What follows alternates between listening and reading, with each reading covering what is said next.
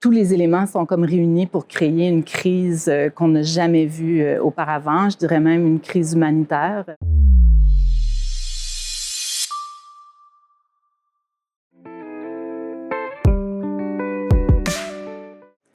Quand on parle d'itinérance en ce moment, je pense qu'il y a deux images qui me viennent tout de suite en tête. C'est soit le robinet qui coule à flot, où on voit de plus en plus de gens qui entrent en situation d'itinérance.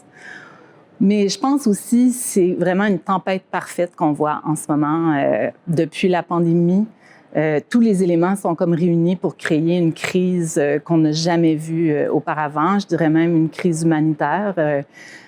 Si je pense à la crise des opioïdes ou la crise du logement, toutes ces crises-là ensemble font en sorte que c'est vraiment la tempête parfaite, puis on voit que ça augmente aussi en ce moment. Alors, c'est très inquiétant.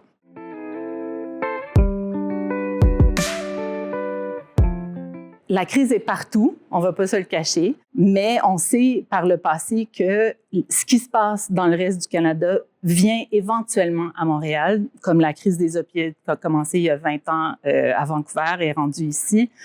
Je pense qu'on peut, si on ne change pas notre façon de faire à Montréal, on va voir une augmentation encore pire de l'itinérance.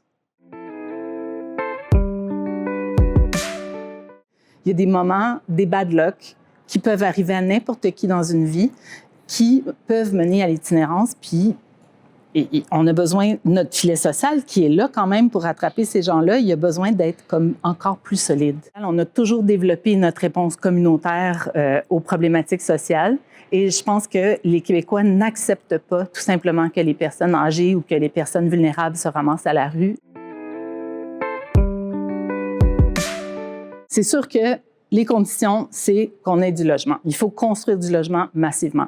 Au début, quand on parle de solutions pour mettre fin à l'itinérance, on voit que ça va prendre beaucoup d'investissements en prévention et beaucoup d'investissements en ressources pour accueillir les personnes. Mais l'idéal, c'est qu'un jour, on ait besoin de moins en moins de ressources pour accueillir les personnes parce qu'on va avoir fermé le robinet avec les ressources en prévention. Ça nous permet d'amener la question encore plus dans les médias parce qu'elle est très médiatisée, la question de l'itinérance, mais d'une façon où on va aborder des solutions. Parce que le fait que nous, le mouvement, on est le hôte, ça nous permet aussi de mettre de l'avant le plaidoyer qu'on veut mettre de l'avant, qui porte sur la prévention. On a réussi à recruter une centaine de bénévoles qui veulent s'impliquer. On est allé chercher plein de partenariats, dont celui du Palais des Congrès, de Tourisme Montréal. Il y a des groupes communautaires autour de la table.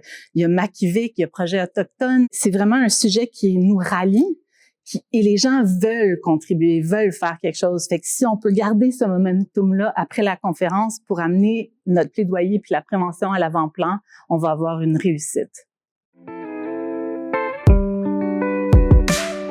J'aimerais ça que les gens ils partent de la conférence, puis les médias, puis tout le monde se disent il faut que ça change à Montréal comme ailleurs.